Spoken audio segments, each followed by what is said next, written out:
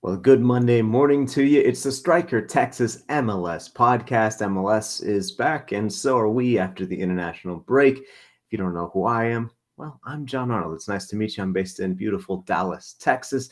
I'm joined every Monday at 10 a.m. Central Time by my friends Chris Bils in Austin and Victor Araiza in Houston. We talk about Texas MLS. We talk about other topics around the state that have to do with soccer, but pretty much we're going to look back on the weekend.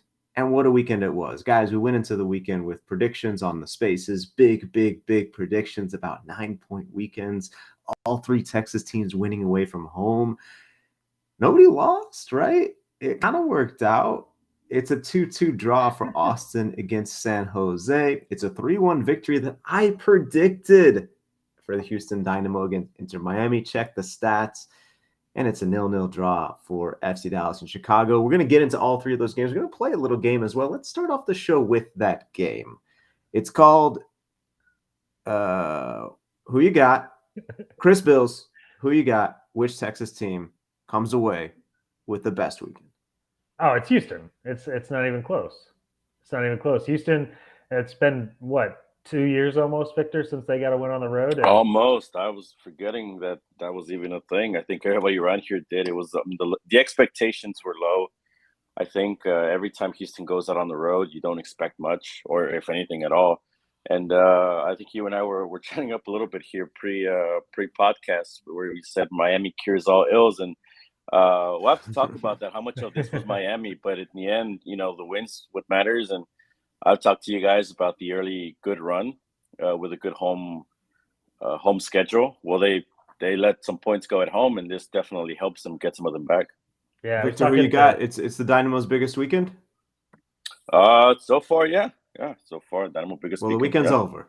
It's the weekend over. We are going to get into the bigger picture, but let's talk a little bit more about that 3-1 Dynamo victory. Look, maybe they need to get an assist from Mother Nature every time. This one was delayed by weather, and then they come out of the locker room. I guess it hyped them up or something because it was a pretty solid start. The goals don't start coming until later, but once this game gets going, like the Dynamo, they were there, right? They didn't win the possession battle, but they were smashing the goal, obviously, the shot battle, the attack battle. It seemed like there was some real cohesion there. Maybe Miami is the cure for the common offense, cure for common ills, but this is a good performance. Yeah, I think a lot of it maybe might have to do Miami, but no, it's different, right? Because Dallas had a bit of a weather thing too, right, with the rain up in Chicago, but that was more of a sluggish game, I think. This one was. Yeah, the weather delay certainly got both of these teams kind of anxious coming out of the gate. Both of them were hitting the ground running. There were good chances early for both sides. I thought the first half was in a way, well, at least from Houston's side, it was sloppy. There were a lot of things that I was looking at that it's there's still some issues here, right? I mean, it's almost some of these things are almost amateurish, right? I mean, they talk about possession with a purpose, trying to control the game, the tempo, and there's a lot of self-inflicted mistakes here that doesn't come back to bite them in the first half. You come back in the second half, and some of these things get corrected. There is a little bit of luck. There's a deflection on the Griffin Dorsey cross, but it wasn't intended cross. Quintero's at the right place at the right time, and that's what experienced guys will do for you. And then Quintero once again is part of that second goal, right? Right place, right time. The Miami goalkeeper makes a mistake, earns a penalty, and then now you're up to nothing. Miami makes a run at it in the second half, but ultimately it's not enough. They get a good counter in stoppage time to ice it from Fafa Pico, who grew up in Miami, had some family at the game, spoke about how this was the first time his father was able to see him since 2017. Wow. So I think there was certainly plenty of motivation there. You talk about trying to change the culture, not getting a road win. I mean, these players, they have to know, especially the ones that have been here like Pico for a while, that kind of pressure, what it means to just get that monkey off your back. But yeah, ultimately, I think, yeah, like you said it, Chris, Miami definitely cures all ills. Yeah, I love the reaction of Fafa Pico and the whole Houston squad when he scored that goal in stoppage time. You could tell, monkey lifted off your back, shirt lifted off your back. It just, I think it spoke to just kind of that feeling that that Austin's still searching for, as far as winning on the road. And fair credit to Houston for getting it done. I mean, you've got, and I was talking with Tony Cardoni, the president of Austin Anthem, at the airport yesterday, and we were talking about how Daily Toreador alumnus. Just exactly. Same college newspaper. Yeah. But we were talking about how the Western Conference teams are really going to have to take advantage of these teams in the East, I think, because the Western Conference is so packed. Those are the games that you get a little bit different from everybody else, and Miami is one of those teams you can sort of take advantage of, and Houston got it done, and in MLS, I don't think there's any such thing. And they should. Yeah, they should. I think that was my biggest takeaway. One of my takeaways from this thing was the Dynamo teams of the past wouldn't have won these games, right? So that's the big plus. Yeah. Let's go back to my game and say who you got. Guys, last year we were getting bullied. And I'll say it, we were getting bullied by a lot of people around the country because when the season ended, the standings had all the Texas teams at the bottom. Well, who's laughing now? All Texas teams right now are above the playoff line. Austin FC sits technically in 4th, FC Dallas technically in 5th, and Houston in 7th. Our brothers in California as well were getting some of that last year. LAFC's in 1st place, LA Galaxy in 3rd place. Guys, who you got? Which Texas team has started this season best? Victor. Best. I'm going to go. It's tough. I'm going to go Austin because of the start at home. I'm tempted to go Dallas, but that party at Q2, I think I'm gonna lean Austin a little bit. But I think they both go to penalties. If we're being honest, it's between Austin and Dallas. Okay, well, yeah. There's only 3 choices, man. Come on. All right, Chris, who you got? Give me something more definitive. Whose start has been the best of the season? Man, maybe it's just the after.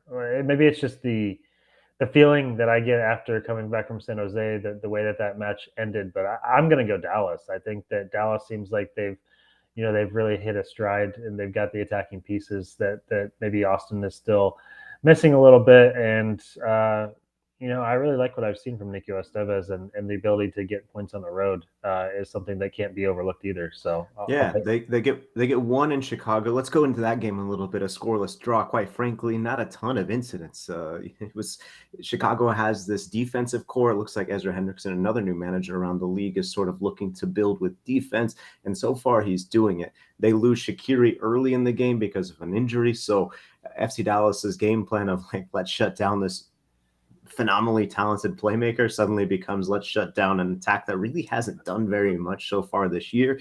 They get the job done. They can't find anything in front of goal. Another missed opportunity for Jesus Ferreira, to be honest.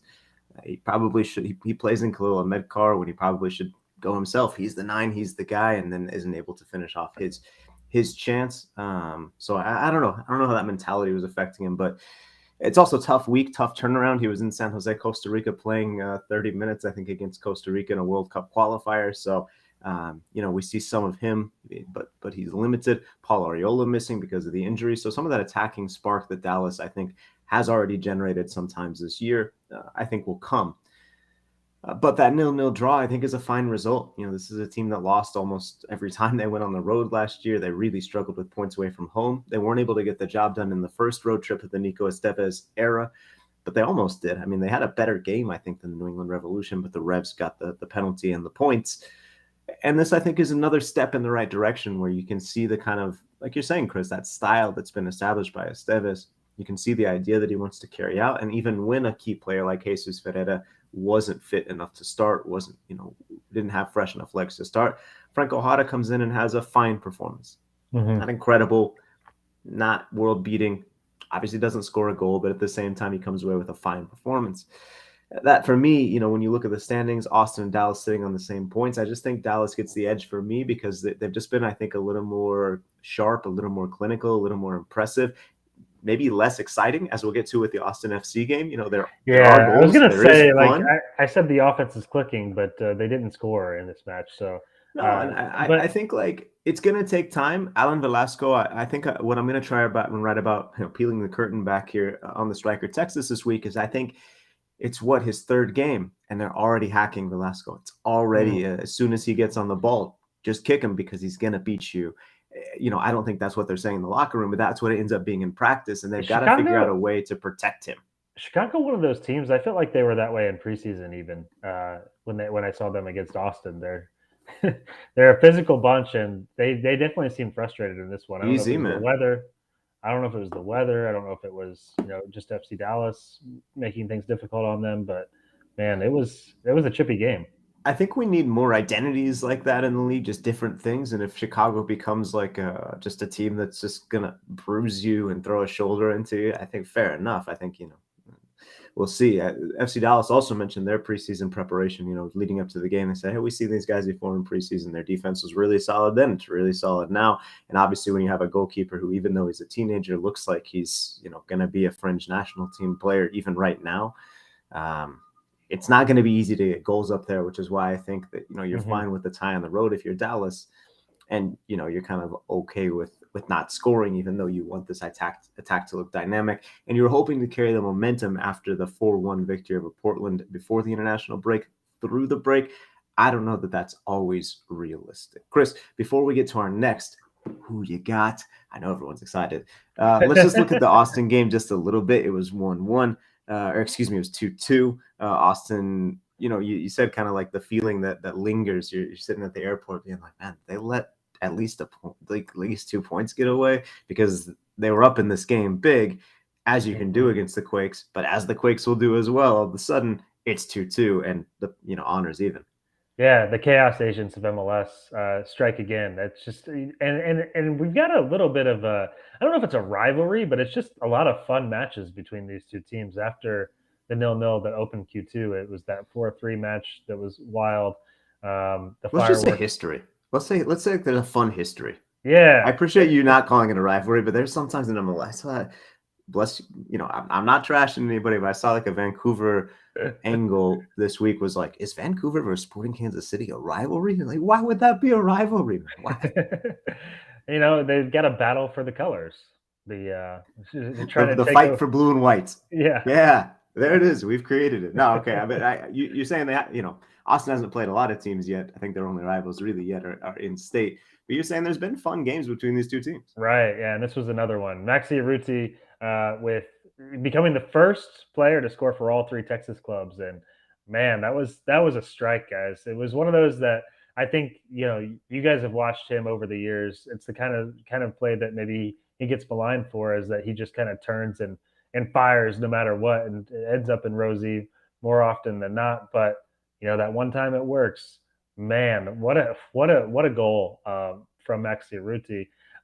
But this thing kind of unraveled in the second half. Austin gets a penalty. They go up 2-0, and they had chances, guys. They had, Diego Fagundes had a chance that I thought he should have attacked across from Ethan Finley, gotten the shot off. Instead, he lets 2 defenders close in on him. Maxi Urruti too tight on the angle to get a decent effort off on that one. Alex Ring, right before halftime, gifted a breakaway. He tries to chip it. It goes over the bar, doesn't even test JT Marcinkowski. And then Felipe subbed in, and he hit the post right before the Earthquakes got that equalizer, which came on a penalty.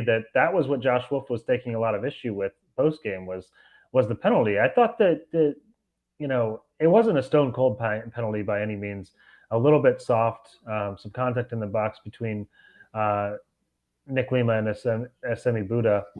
But, it was just, you got a penalty on both ends. I don't think you can really complain too much at that end. I saw a lot of anger, but I will say, Chris, we're coming to you on a lot of ref decisions this year. I know. There's no question who you got. Austin is like the weirdest ref team so far this year. There's been a lot of is it offside? They called it offside. I don't think it was offside. Is it penalty? I don't think it was a penalty. They called it a penalty. It seems like there's been a lot of these incidents this year. But you have those moments, I think, in almost every soccer match, and it just seems like this team maybe, and I don't know if it's the fan base, or I definitely think that Josh Wolf likes to, especially after he doesn't get a result, point to some of those moments rather than sort of, just sort of deflect on some of the Yeah. other things that went wrong in the match. It's a smart coaching move, because then we do it. Everyone ends up talking about it. It's an inexperienced coaching move is what it is. No, it's not, man, because you know who I was going to say does this more than anyone in the world that I know, that I cover, is Tuca Ferretti.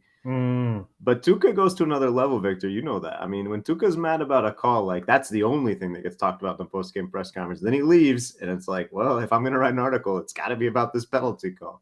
But I see what you're saying, Victor. If you're doing it for that reason, then yeah, I agree.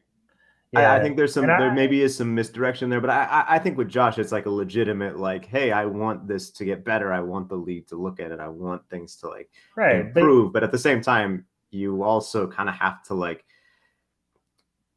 Victor says maybe it's an experience, like before VAR, before the, like, you have to deal with what the referee does. I'm sure you can complain about it, but like, you have to fight through these things, because at the end of the day, we're talking about a 2-2 draw with San Jose. That penalty counted. Yeah, exactly. And this is like you said, John, it's a trend. You know that things are gonna, get messy at certain moments in MLS matches. So you kind of have to live with it. And he did talk a lot about the missed chances as well. And we asked. What about the fact that they were up 2-0 and they didn't defend that result? And that's where I'm going next. That's where I'm going next, is the fact that. Let's get there. Let's get there. What happened? Why did this team collapse? Yeah. So one thing was the subs. I think that he takes off Maxi Urruti at around the hour mark. Says that he thought Maxi Urruti was looking tired. He wasn't getting as much pressure on.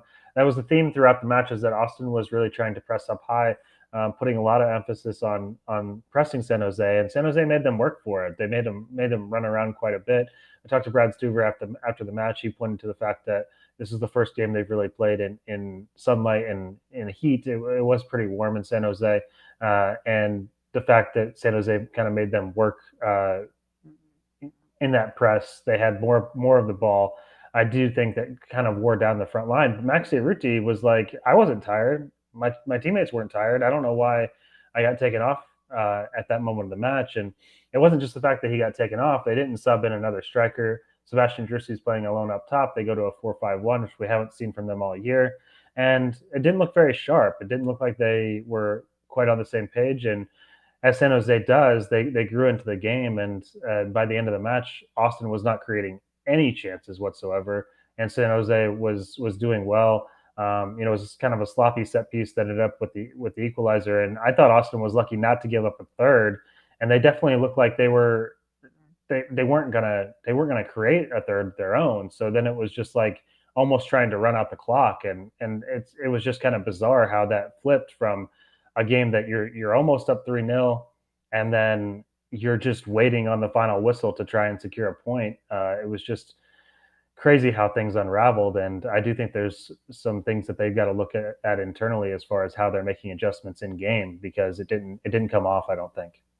Yeah, calling it a game after about 60 minutes just because you're up 2-0. I mean, that it didn't. Yeah, and it does need to be said that Cecilio Dominguez not there. He was in Paraguay getting his green card.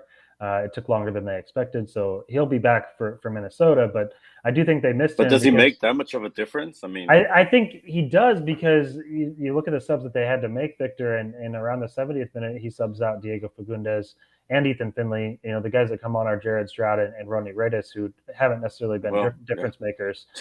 So if you're bringing on Finley instead of bringing on Stroud, I mean, I think it's a difference. I think it does make quite a big difference, which I wouldn't have thought coming into the match that not having Cecilio Dominguez would have been such a big blow. But just the way this match turned out, I think it was. And I don't know. What do you think about this, guys? It seems kind of weird to me that you would have to take care of this green card stuff in the middle of the season, and you don't get that international spot. It's very common, though. You got to do it. You got to do it. Yeah, it's very common. Yeah. No, it happens all the time. I mean, FC Dallas, not that it made a difference in the trajectory of their season, but like they were missing Brisson for several weeks last year while he was getting his green card. You have to do it and try and do it during the international break. They actually, I think, got a little lucky. They always try and do it during these periods of time where you're going to have some games off. But I mean, ultimately, it's anyone listening who's dealt with US CIS before. It's That's what I was going to say too, is that Josh Wolf said post game, and I do think, to your point, John, it is true. Is like if they don't get it done now and they wait until there's a longer break, you kind of miss your opportunity. You got to restart the process all over again. So it's tough luck because you drop points against a team that you really needed to gain the 3 points off of. Yeah, but ultimately, I think both for Dominguez as a human being who now has this U.S. residency and sort of bring family and it's way better. And you also have the flexibility of the roster slot. So ultimately something that you have to do. I don't think it's a poison pill. It's just like you had to do it then. And maybe you could have he could have had 3 points if you had him, but I also think you could have 3 points. I don't know if that changes the whole result of this game though. Dominguez. I mean, he's been that influential. I do want to ask you about this guy. So Gite, is he a bust or what's going on with him? I mean, it looks like Rudy's kind of the for sure number 9 now. And I mean, this was a guy that was brought in with a lot of pomp and but was he? I know. See, that's the thing, and I want to touch on, and I'm not trying to deflect from Musa Gite as well, but there's another guy on my mind after this match that I just kind of wonder if they've put too many eggs in that basket. And Musa Gite is definitely one of them. He's got 1 goal so far in his time in Austin, and he hasn't scored yet this season. He had 1 start in the last match against Seattle, didn't look very good, and so you start to wonder about him. But then, you look at the back line, and Ruben Gabrielsen's just making too many little errors. There's just moments in games that he's switching off, and he had 1 giveaway right in the middle of the field that almost cost Austin FC. And this is a guy that you brought in to fortify the back line. And, if we're talking about Julio Cascante or a guy that's lower budget, maybe we don't have, but this is a guy that was supposed to be the difference maker. And I'm just not seeing it so far, guys. Let me say this. It doesn't matter what league a player plays in. There can be great players in any league. I believe that to my core. If you watch me covering CONCACAF and, poking down in the Denton Diablos defeaters U.S. Open Cup game. I love the game at all levels, and I think there's talent at every level.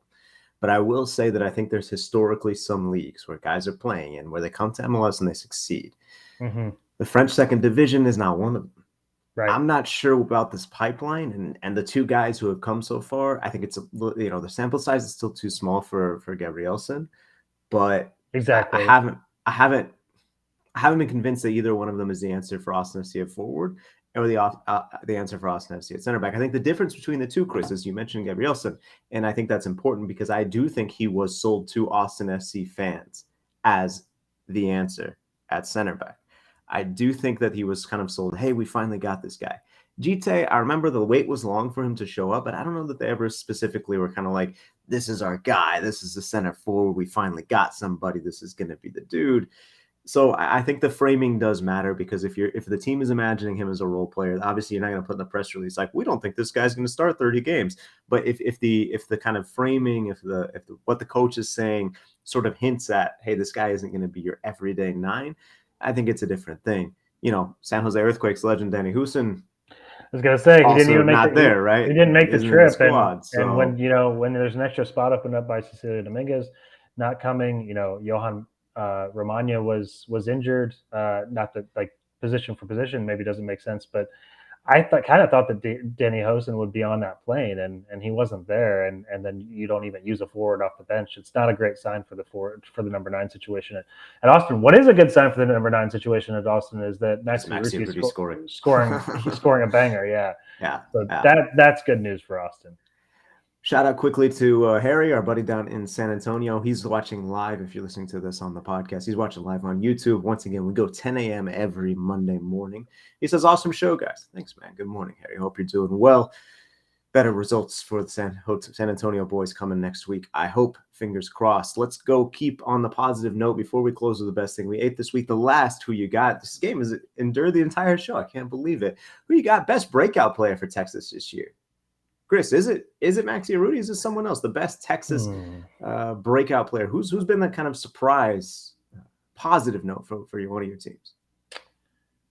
Man, I don't know if I'm drawing a blank, but as far as a positive breakout, you guys are going to. I think it's Maxi Urruti, man. I'll give you mine. I think it's Maxi Urruti. I think he's a guy who Austin brought. Yeah, he's only scored 1 goal. I mean, Yeah, he's done great work, man. I think he's the kind of forward that can work in Josh. Yeah, Wolf's but system. I don't know if that's breakout though. I mean, this has been a Rudy. No, come on, find. I mean, look, you and I in Dallas and Houston, but I'll surface the clips. People were not impressed by this signing; they weren't excited, and now he's your starting number 9. He works incredibly hard. He had an absolute banger this week. He's my breakout player. I think he was great. Not Velasco. He's been good. Velasco, what about, I mean, sure, but that's not a surprise. That one's not a surprise.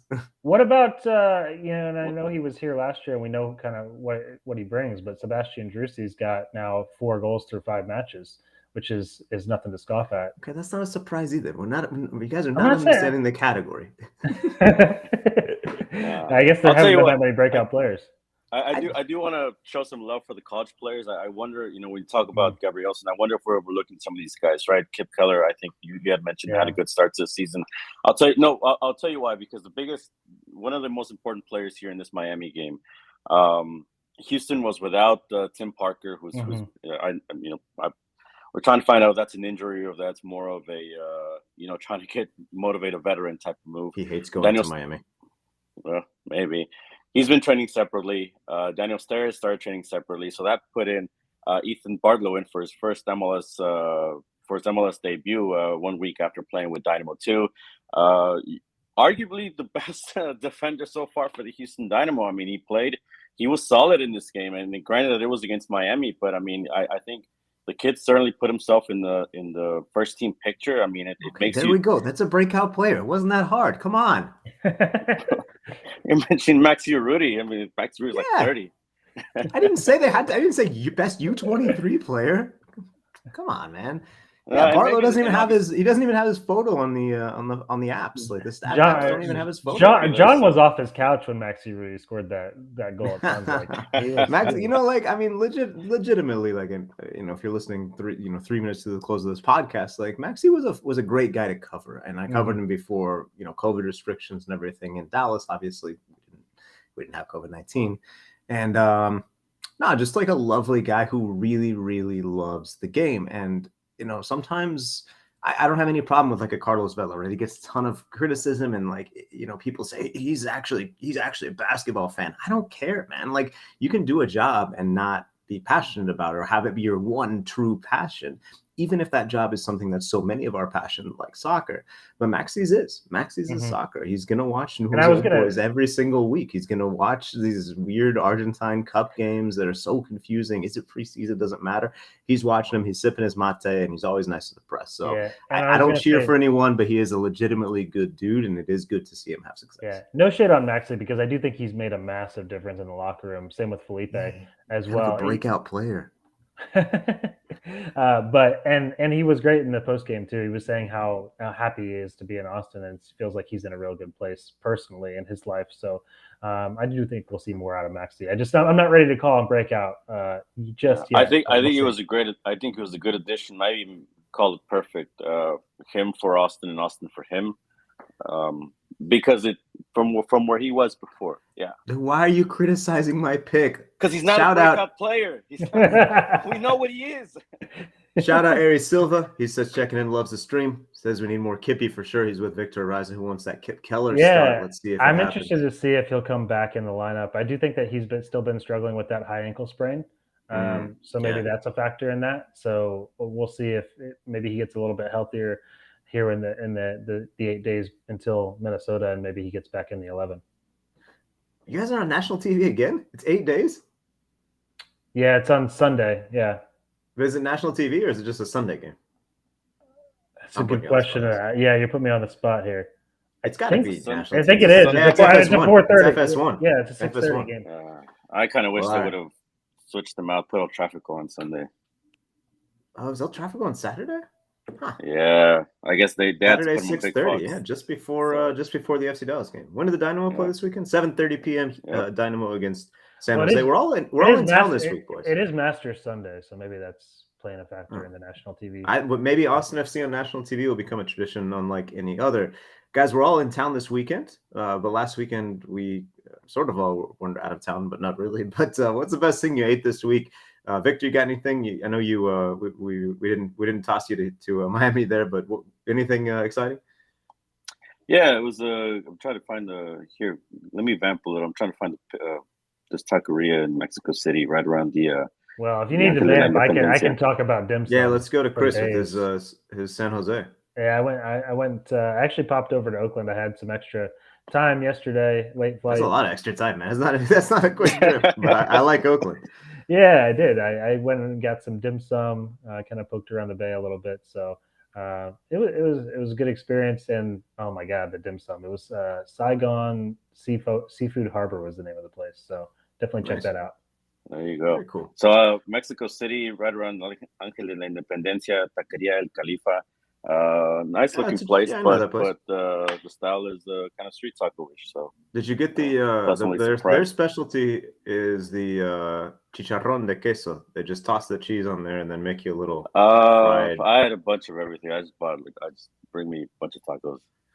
It's a Mexico City chain. They got a bunch of locations, but it's extremely solid. And like you're saying, like it's a nice looking place. It's like very clean. Califa, good place. I was in Costa Rica and I was at a place called Ricky by Maxi or Maxi by Ricky. I'm not sure, but one of them made it and one of them is the name. So I thought it was a beautiful tribute to Maxi Urruti, and that's how we close the show as well. It's a kind of Caribbean style, like from that, Costa Rica. Has you just want to change obviously. This to the Striker Maxi Urruti podcast? I mean, I don't have a problem with it. We'll see if we can get him on. He's the only player to score for all three teams. So maybe we need to have him. Maybe we need to have him. We lost Ricardo Pepi, so maybe Maxi Urruti is the new Striker Texas. We need one of these like everybody does like a live show, but obviously it's a live show. But I'm talking about like on location where we go and featuring one of Maxi Urruti's asados for the podcast. No doubt. The man seems to be able to operate a grill. I really loved, and I actually liked Nacho Piatti as well. When the Argentine guys go to Montreal, there's one guy who like is in Montreal and just builds parrillas, the grills, and it looks like those guys, even though the climate conditions are not exactly perfect, it looks like those guys are out there every day, man. I think when you're in Montreal, an amazing city, a great culinary city, but I think they're still just like, I'm just gonna grill up some meat, and who can blame them? We'll talk to you guys next week on the same time. Remember, appointment viewing, 10 a.m. Central Time on the Striker Texas social channels, on the YouTube page. We'll be here breaking down next week's games, which we sort of gave you in a weird way as we try and figure out our own schedules. You got Austin FC on Sunday, Houston and Dallas on Saturday night, all home games. We'll see if we get that 9-point weekend the Striker Texas so desperately craves. We'll talk to you guys next week on the Striker Texas MLS Podcast. Take it.